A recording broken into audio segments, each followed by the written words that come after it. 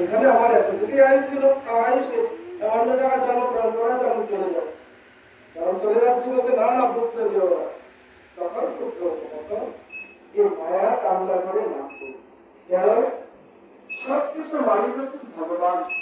আপনি তারও অনুবাদ করেন, সে আমাকে পাঠিয়েছে, সে নিয়ে যাচ্ছে, মালিক ভগবান।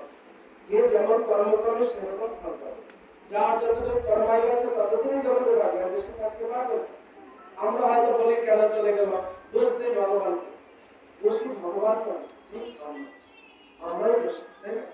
যার যার কর্ম অনুসারে আমরা জন্মগ্রহণ করি, মৃত্যুবরণ করি, কিন্তু ভগবান কোনো দায়বদ্ধ নয়, ভগবান কারোর কর্মফলে হস্তক্ষেপ করে না। সেজন্য তুমি সূর্যের ছায়া পরিত্যাগ করে স্নান স্মিতপুত্রে সৎকার করে স্নান করে নারদ মুনির কাছে ভিক্ষা গ্রহণ করে সাধন করে ভগবত